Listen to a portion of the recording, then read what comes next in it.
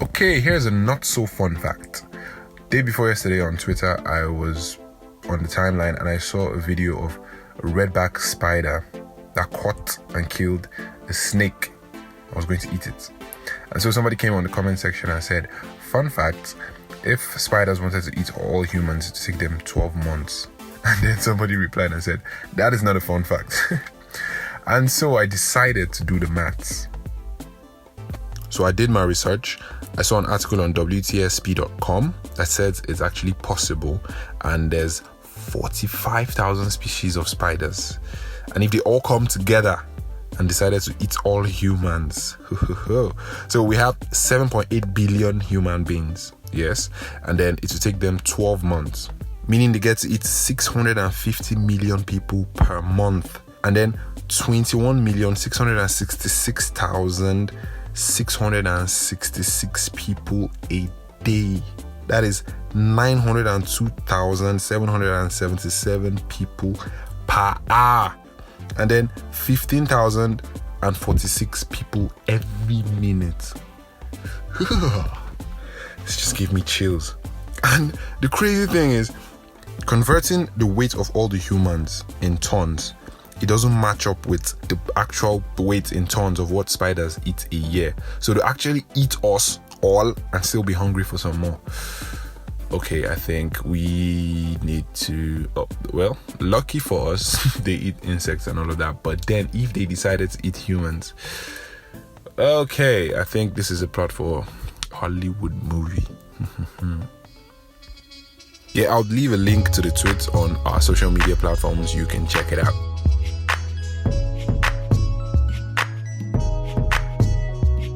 Hey, what's up, my people? You're welcome to another episode of The Talking Phoenix. You're welcome aboard the Phoenix Express. Just shut up, man. We're not doing that in this episode. Sorry.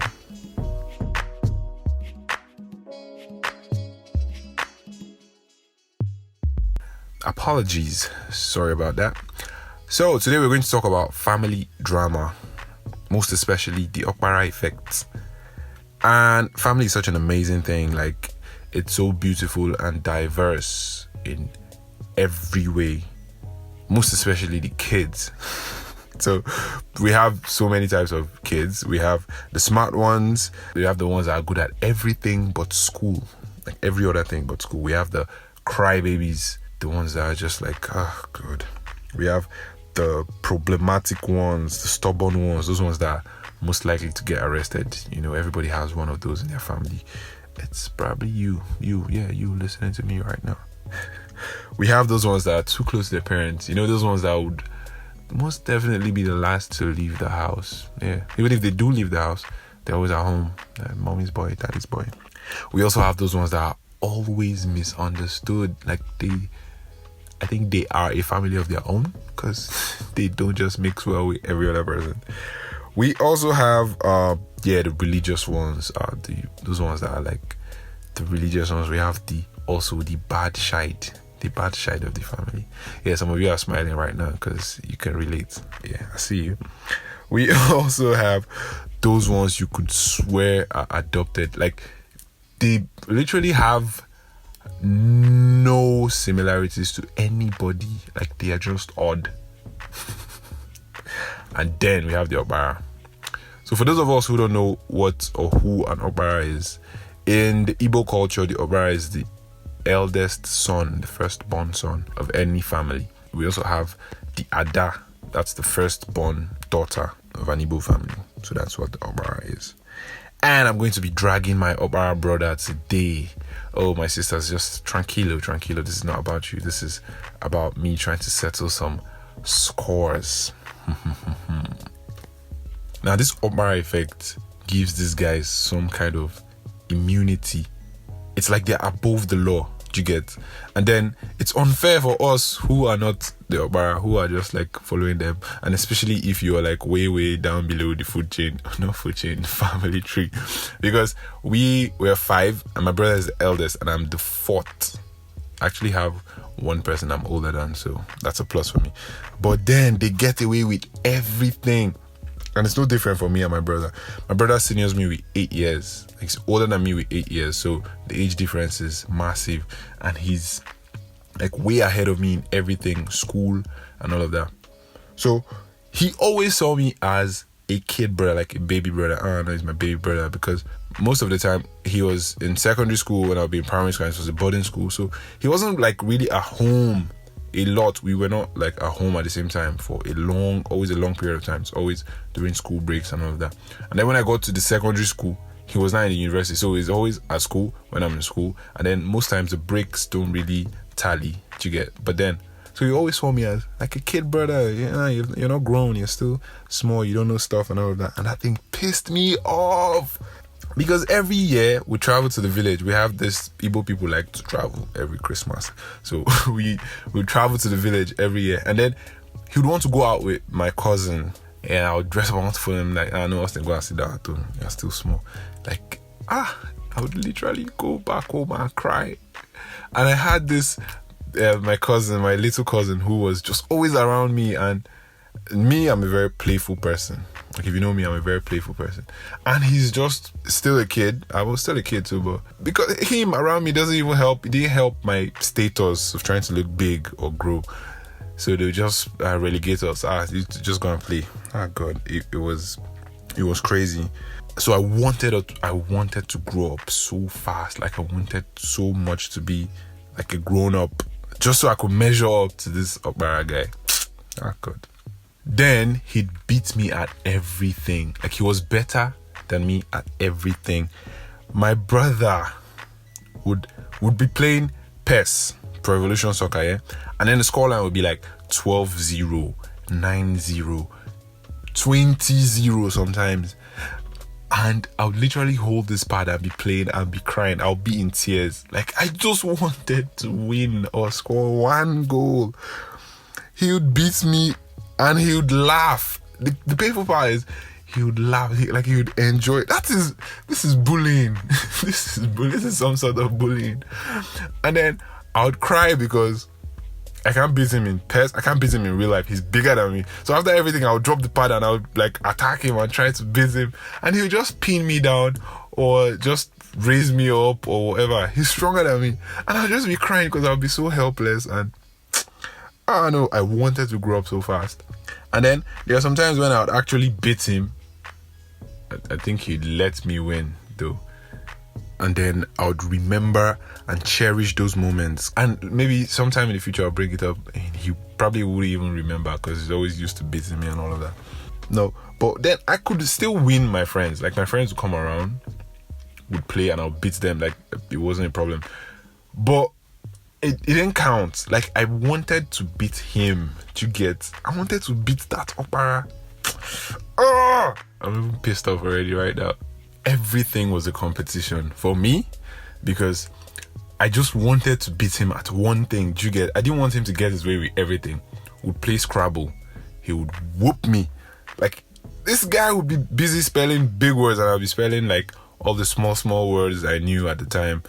And then I'd lose every time, which was good because it helped me like get better and all of that. But still, I wanted a win. And then the Okpara Effect thing really kicks in when you see that they don't get yelled at or punished as often as you would, and they get to handle like bigger things, like more responsibility. And then I'll just be there, I'll just be jealous. I'll be like, no, me, I can do this thing. Just give it to me. But then everybody sees you as this small kid. They're like, they're almost the last bunch, you get. And then he would steal my meat every time. Like, he does it just to get a rise out of me then. And he would always be slapping the back of my head. This thing happened so much so that whenever I walk past him, I'll just like duck intentionally or subconsciously because I just felt his hand is going to slap the back of my head.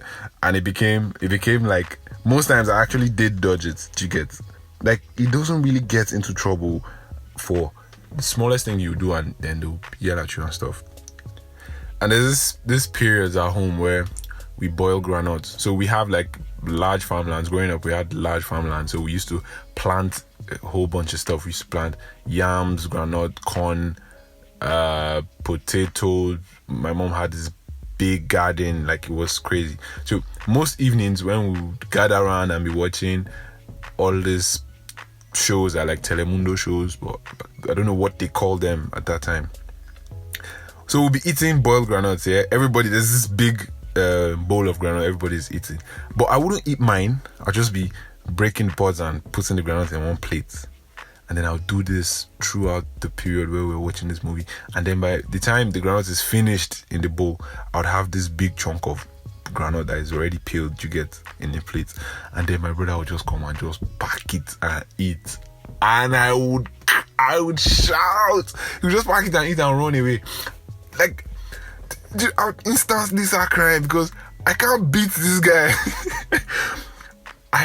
My mom would just be like, if I leave this, and just talk, and he'll just laugh and go, God, I'll be sleeping and I'll be dreaming. I'll be like, God, just one punch, just give me Superman strength and all of that. Just let me beat this guy one day. And he would get away with it. Also, when I had my bicycle, fun fact, that was actually where the name Phoenix came from. So there was this time in primary school where my mom was like, if you can carry first in your class, we'll buy you a bicycle. Yeah. And I'm a very playful person. Like, growing up, all my teachers in our PTA meetings, they would tell my mom, your son is too playful. Every teacher would make that comment, he's too playful. Well, so that period, they were like, if you come first, you get a bicycle.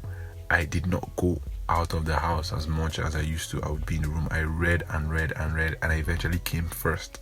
And then I came home, I was like, Mommy, I came first, my bicycle, all that. They were like, they were just trying to motivate me. I cried my eyes out. They eventually bought the bicycle. So it was this red bicycle, Phoenix bicycle. So the name was intriguing to me at the time because, like, I had not seen anything like that before. And then my brother pronounced it for me. I was pronouncing it wrong, and then he told me it's Phoenix, and then kind of explained what it was. And then we had encyclopedia then, so I looked it up, and then it was like this mythical creature and bird. So I liked the name because it was weird, right? So that's where the Phoenix came from.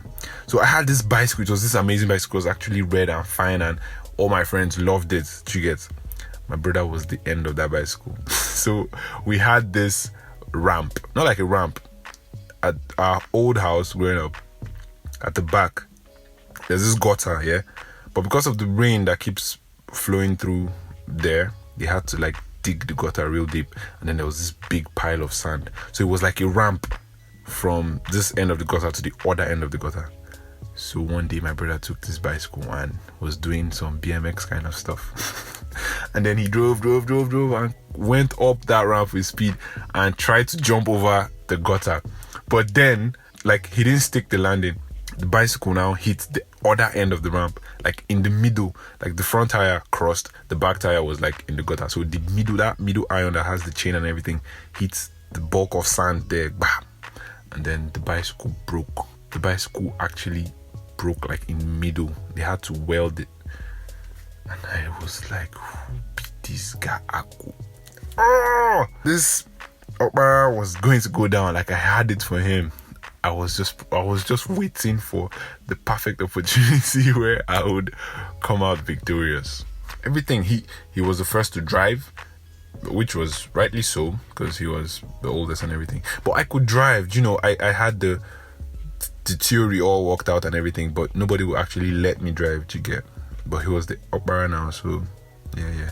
He had all the good phones. He got a laptop first. He just, I don't know. I think I was already consumed with my competitive nature or my want to beat him that I started seeing everything as. But it eventually paid off because I got my revenge eventually. But on the plus side, this big brother and kid brother relationship really did a lot for me. Like, the person I am right now. My brother introduced me to music at a very tender age. See, he had this thing for music. Like, he's actually a producer. So when we were kids, when we were still little, my dad had a computer, but it was in his room. And then my dad is going to work, he would lock his room. So my brother would sneak in.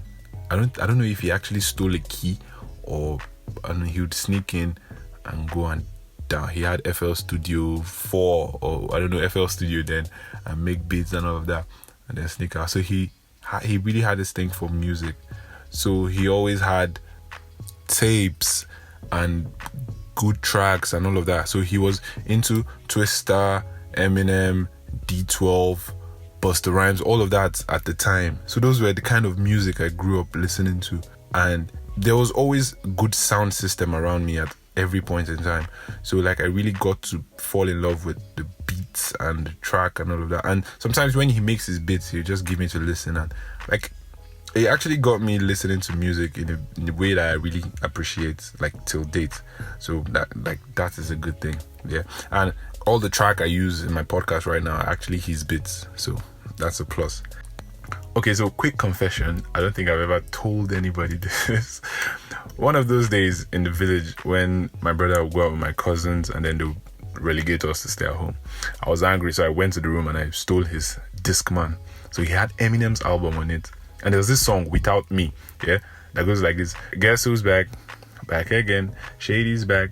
Tell a friend. Guess who's back? Guess who's back? Guess who's back? Guess who's back? Guess who's back? Guess who's back? Guess who's back? Da na na. So the voice keeps going down and down like that. So when I was listening to it, I started hearing the guess who's back? Guess who's back? Guess who's back? Guess who's back? I quickly put that thing off. Like I thought I had spoiled the Walkman or something. Like I put it off, hid it under the pillow, and then I ran out of there.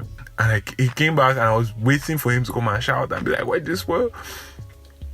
And obviously nothing happened and I somehow forgot about it. But later on when I heard the song, I was like, anytime I remember that day today, I'll be like, oh no, come on. I legit thought I spoiled that Discman.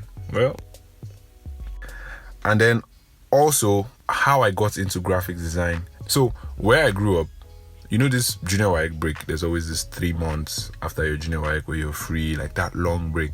So where I grew up, there's always this computer school. There's this famous computer school that junior WAEC, everybody goes to computer school and then they go and learn stuff and get the certificate. So I thought mine was going to be like that. We were always talking about it in school. Yeah, computer school would go and do this and do that. So we had planned it all out with my friends, Sheon and everybody.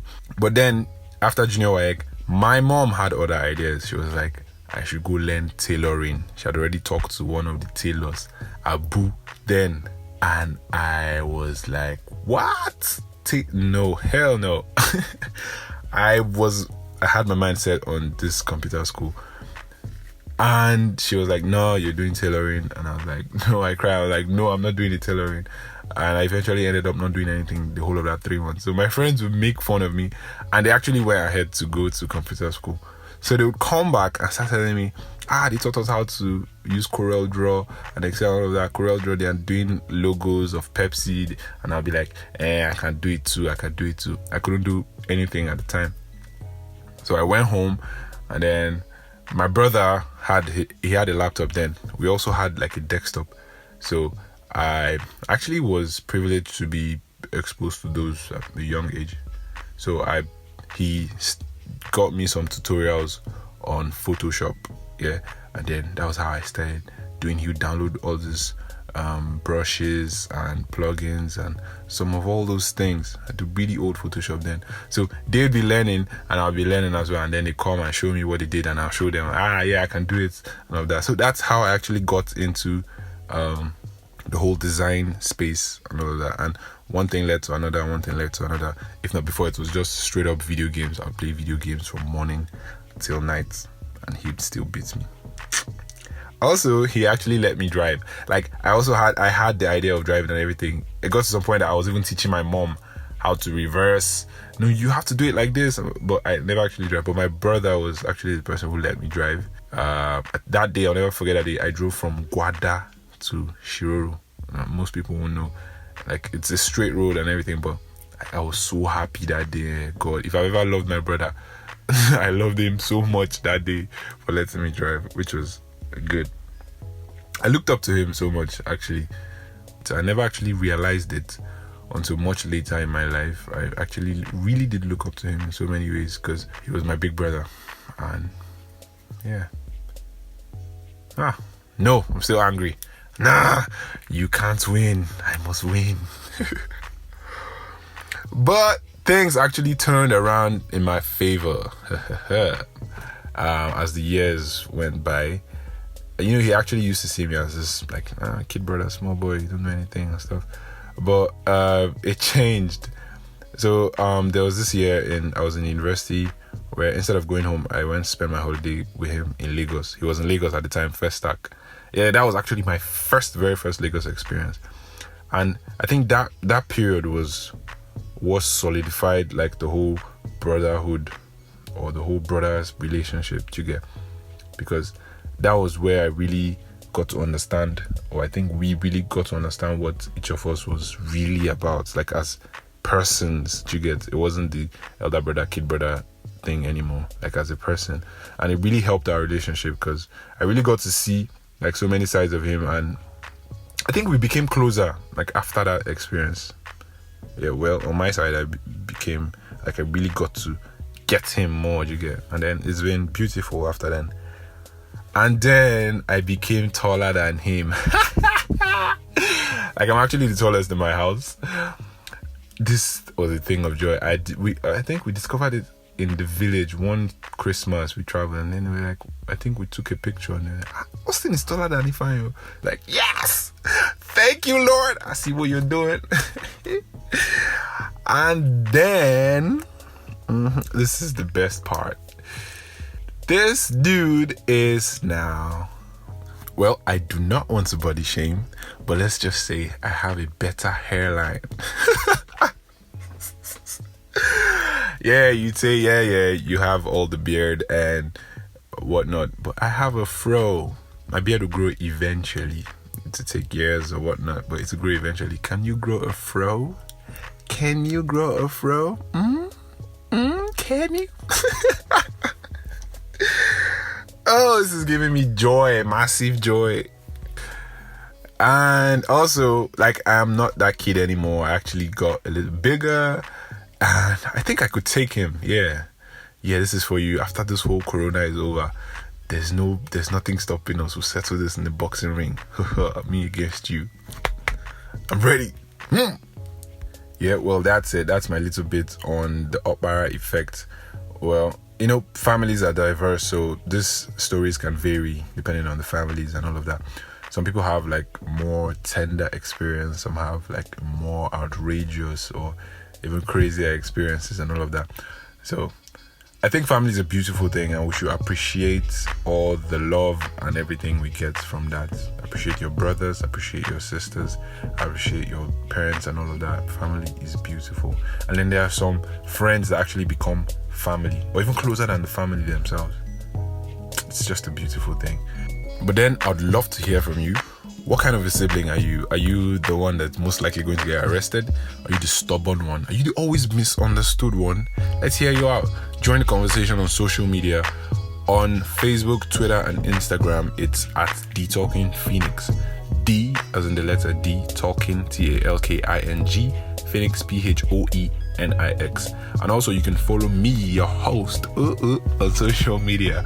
On Twitter, it's 00Phoenix, 00 Phoenix, and on Instagram, it's 00_Phoenix, 00_Phoenix. Phoenix is spelled PHOENIX. Join the conversation. Do not miss out. Please like and share and subscribe so you don't miss an episode. And then please, as much as possible, I'd like to get your feedback so I can get better. And yeah, thank you very much. Catch you all on the next episode. Peace out.